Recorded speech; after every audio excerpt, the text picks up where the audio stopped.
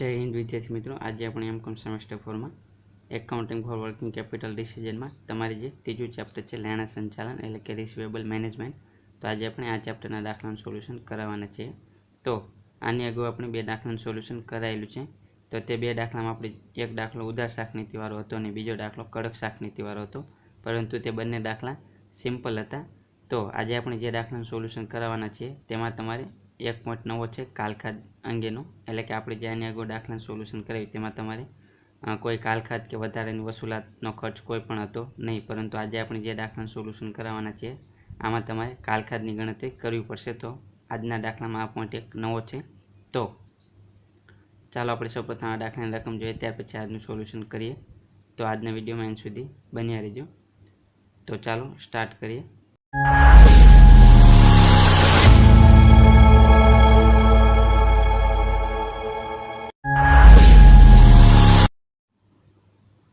તો સૌપ્રથમ આપણે રકમ જોઈએ તો આપણને રકમમાં કીધેલું છે કે એક પેઢી તેની ઉત્પાદિત વસ્તુ અંગેની માહિતી નીચે પ્રમાણે આપે છે, એટલે કે આપણને અહીં કોઈ એક પેઢી અંગેની માહિતી આપેલી છે.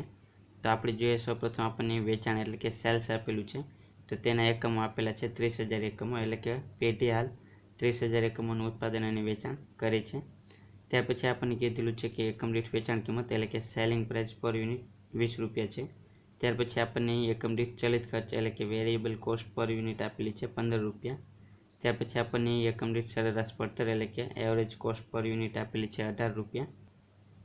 ત્યાર પછી આપણને સરેરાશ ઉઘરાણીની મુદત એટલે કે શાખની મુદત આપેલી છે 45 દિવસની, એટલે કે કંપની હાલ 45 દિવસ માટે શાખ પર વેચાણ કરે છે. ત્યાર પછી આપણને કાલખાદનું પ્રમાણ આપેલું છે 1%, એટલે કે વેચાણના 1% લેખે આપણે કાલખાદ ગણવાની છે. તો આપણે અત્યાર સુધી જે દાખલાનું ગણતરી કરાવી તેમાં આ પોઈન્ટ નહોતો, તો આ દાખલામાં આ પોઈન્ટ નવો છે. તો ત્યાર પછી આપણને કીધેલું છે કે હવે કંપની તેની શાકનીતિની શરતોમાં ફેરફાર કરી ઉદાર શાકનીતિ અપનાવવા માંગે છે, જેથી વેચાણમાં 25%નો વધારો થશે અને સરેરાશ ઉઘરાણીની મુદત 60 દિવસની થશે. એટલે કે કંપની ઉદાર શાકનીતિ અપનાવશે તો તેના વેચાણમાં 25%નો વધારો થશે અને તેની જે શાખની મુદત 45 દિવસ હતી તે વધીને 60 દિવસની થશે. ત્યાર પછી આપણને અહીં કીધેલું છે કે કાલખાદનો ખર્ચ 1% છે તે વધીને 2% થશે. એટલે કે આપણે જે ઉદાર શાકનીતિ અપનાવશું તેના પરિણામે જે વેચાણમાં વધારો થશે તો સૂચિત વેચાણ પર આપણે કાલખાદ 2% ગણવાની થશે. ત્યાર પછી આપણને કીધેલું છે કે પેઢી રોકાણ પર 18% લેખે વર્તનના દરની અપેક્ષા રાખતી હોય તો શાકનીતિ ઉદાર બનાવવી જોઈએ કે કેમ તે અંગે માર્ગદર્શન આપો. તો અહીં આપણને રોકાણ પર અપેક્ષિત વર્તનનો દર આપેલો છે 18%. તો આપણે આટલી માહિતી આપેલી છે, આટલી માહિતીને આધારે આપણે ગણતરી કરવાની છે નફા અને નુકસાનની, અને તેના આધારે આપણે પેઢીને સલાહ આપવાની છે કે પેઢીએ આ ઉદાર શાકનીતિ અપનાવવી જોઈએ કે ન અપનાવવી જોઈએ. તો ચાલો આપણે દાખલાનું સોલ્યુશન કરીએ. તો જ્યારે પણ આ રીતનો દાખલો પૂછે ત્યારે સૌપ્રથમ તમારે જોવાનું કે કંપની કઈ શાકનીતિ અપનાવે છે, ઉદાર કે કડક. તો અહીં આપણે જોઈએ કંપની ઉદાર શાકનીતિ અપનાવે છે. તો ઉદાર શાકનીતિ અપનાવશે તો કંપનીના વેચાણમાં વધારો થશે. તો આપણે જોવાનું ત્યાર પછી કે વેચાણમાં કેટલો વધારો થાય છે. તો વેચાણમાં 25%નો વધારો થાય છે. તો વેચાણમાં વધારો થશે તો નફામાં પણ વધારો થશે. તો માટે આપણે સૌપ્રથમ પહેલા પોઈન્ટ કયો ગણવાનો થશે, વેચાણમાં થયેલ વધારાને કારણે નફામાં થયેલ વધારાનો ગણવાનો થશે. એટલે કે કંપનીના વેચાણમાં વધારો થશે તો નફામાં પણ વધારો થશે. તો સૌપ્રથમ આપણે તેની ગણતરી કરીશું. તો પહેલો પોઈન્ટ આવશે કે વેચાણમાં થયેલ વધારાને કારણે નફામાં થયેલ વધારાની ગણતરી. તો વધારાનો નફો આપણે કઈ રીતે મળશે, તો સૌપ્રથમ આપણે વેચાણમાં કેટલો વધારો થયો તે જોઈશું. તો વેચાણમાં થયેલ વધારો તો તે આપણને કઈ રીતે મળશે, તો હાલનું વેચાણ આપણે છે તે આપણે ધ્યાનમાં લઈશું અને કેટલો વધારો થયો તે આપણે ધ્યાનમાં લઈશું. તો હાલનું વેચાણ આપણે જોઈએ તો કંપની હાલ 30,000 એકમોનું ઉત્પાદન અને વેચાણ કરે છે, તો તે આપણે ધ્યાનમાં લઈશું 30,000 એકમો. અને કેટલો વધારો થશે, તો કંપની ઉદાર શાકનીતિ અપનાવશે તો 25%નો વધારો થશે, તો 25% આપણે ધ્યાનમાં લઈશું. તો 30,000 એકમોના 25% એટલે કે આપણને અહીં 7,500 એકમો મળશે, એટલે કે પેઢીના વેચાણમાં 7,500 એકમોનો વધારો થશે. ત્યાર પછી આપણને અહીં કાલખાદ આપેલી છે, તો તેની ગણતરી કરવા માટે આપણે સૂચિત વેચાણના એકમોની જરૂર પડશે. તો માટે આપણે સૂચિત વેચાણના એકમોની ગણતરી કરીએ છીએ. તો સૂચિત વેચાણના એકમો, તો સૂચિત વેચાણ એટલે કે કંપની જે શાકનીતિ અપનાવશે તેના કારણે કંપનીને કુલ વેચાણમાં કેટલો વધારો થશે અથવા તો ઘટાડો કેટલો થશે તે આપણે ધ્યાનમાં લેવાનું છે.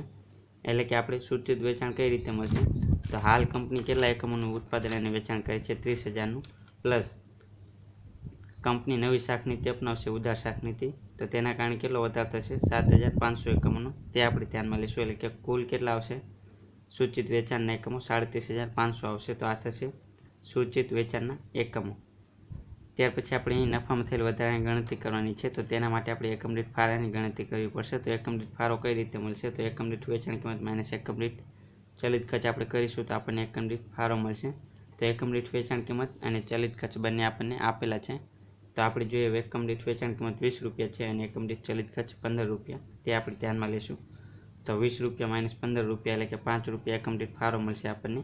ત્યાર પછી આપણે નફાની ગણતરી કરીએ. તો નફામાં થયેલ વધારો, તો વેચાણમાં વધારો થાય છે એટલે કે નફામાં વધારો થશે. જો વેચાણમાં ઘટાડો થશે તો નફામાં પણ ઘટાડો થશે.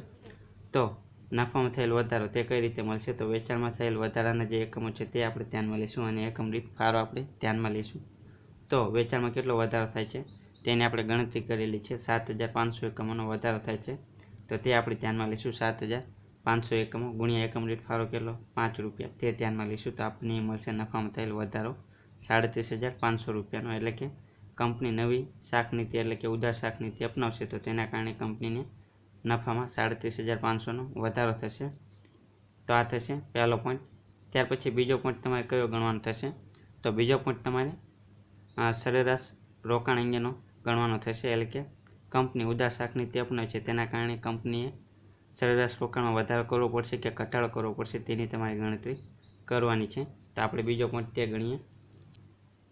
તો બીજો પોઈન્ટ આવશે લેણામાં થયેલ વધારાનું સરેરાશ રોકાણ. એટલે કે અહીં આપણે વધારાનું જે સરેરાશ રોકાણ કરવું પડે છે તેની ગણતરી કરવી પડશે.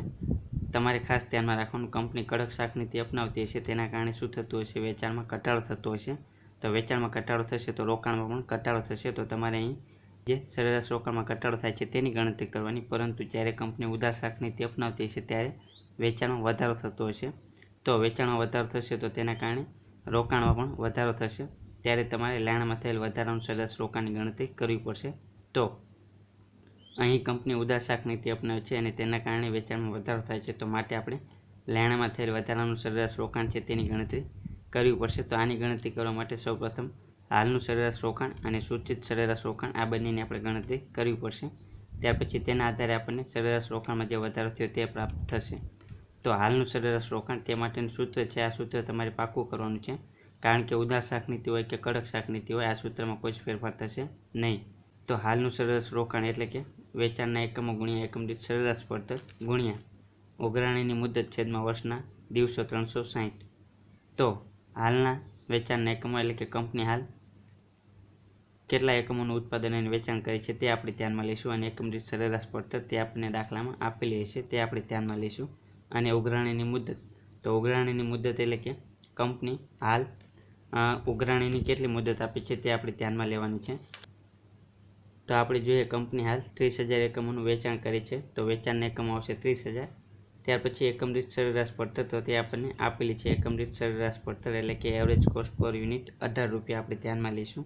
અને ઉઘરાણીની મુદત, તો હાલ કંપની આપણે જોઈએ હાલ ઉઘરાણીની મુદત કેટલી છે? 45 દિવસની છે, તે આપણે ધ્યાનમાં લઈશું. તો વેચાણના એકમો આવશે 30,000, એકમ દીઠ સરેરાશ પડતર આવશે 18 રૂપિયા અને ઉઘરાણીની મુદત આવશે હાલ 45 દિવસની અને વર્ષના દિવસો 360. તો 30,000 એકમો ગુણ્યા 18 રૂપિયા એટલે કે 5,40,000 આવશે ગુણ્યા ઉઘરાણીની મુદત આવશે 45 દિવસ છેદમાં 360 દિવસ. તો આપણને હાલનું સરેરાશ રોકાણ મળશે 67,500 રૂપિયાનું. તો આ થશે હાલનું સરેરાશ રોકાણ. ત્યાર પછી આપણે સૂચિત સરેરાશ રોકાણની ગણતરી કરીએ. એટલે કે કંપની ઉદાર શાખ નીતિ અપનાવશે તો તેને કેટલું રોકાણ કરવું પડશે? તો તે માટેનું પણ સૂત્ર છે કે વેચાણના એકમો ગુણ્યા એકમ દીઠ સરેરાશ પડતર પ્લસ વેચાણમાં થયેલ વધારો ગુણ્યા એકમ દીઠ ચલિત ખર્ચ અને ઉઘરાણીની મુદત છેદમાં વર્ષના દિવસો 360. તો અહીં આપણે પ્લસ ક્યારે કરીશું અને માઇનસ ક્યારે કરીશું? તો વેચાણમાં વધારો થાય તો આપણે પ્લસ કરીશું, વેચાણમાં ઘટાડો થાય તો આપણે માઇનસ કરીશું.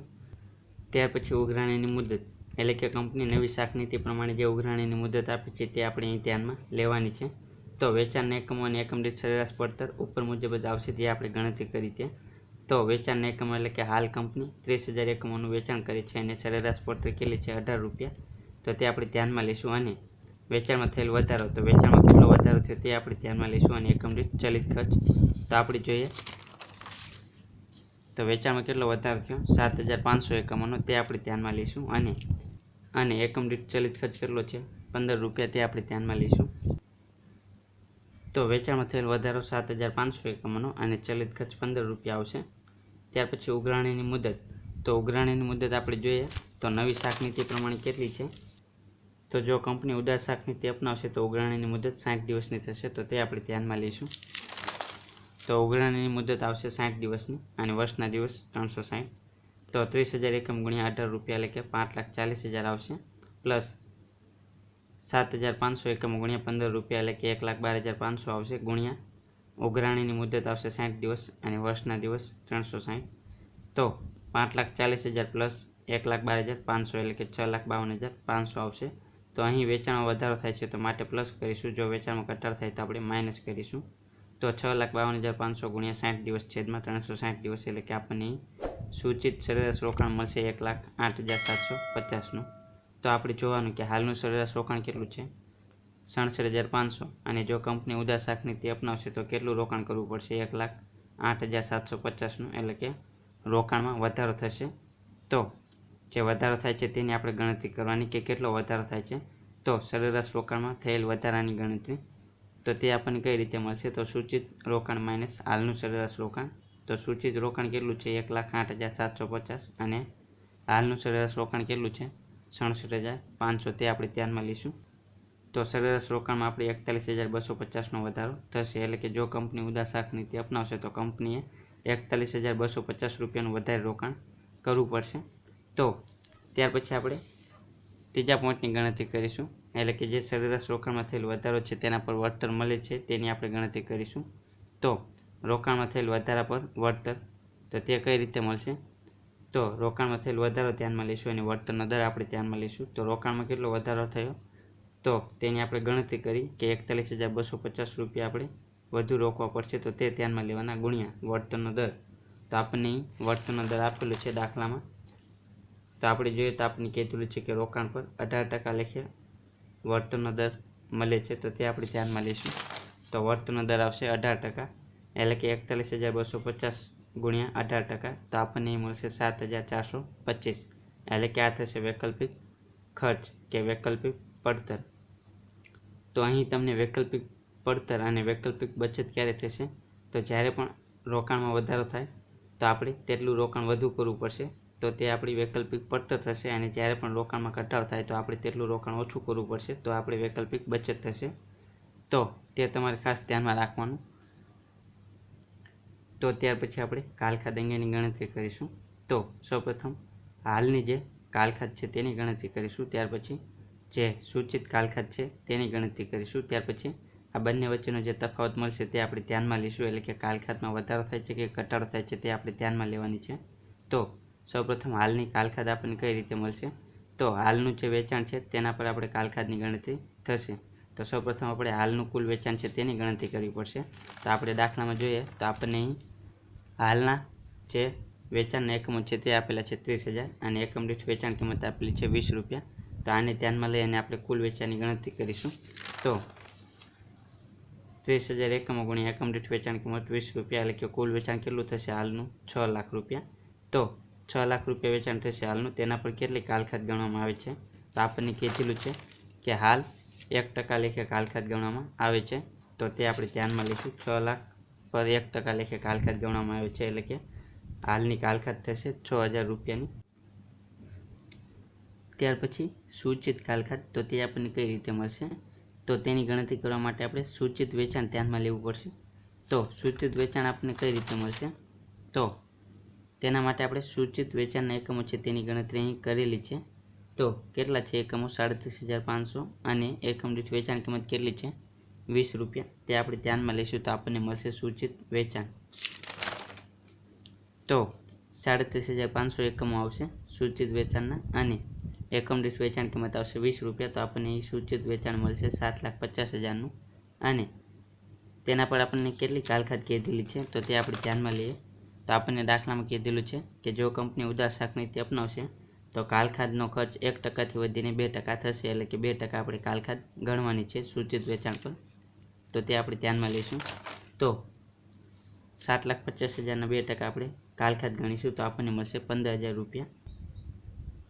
તો હાલની કાલખાદ 6,000 રૂપિયા છે અને સૂચિત કાલખાદ 15,000 એટલે કે કાલખાદમાં વધારો થશે. કેટલાનો વધારો થશે તો 9,000નો. તો આપણે અહીં લખવાનું કાલખાદમાં વધારો 9,000 રૂપિયા.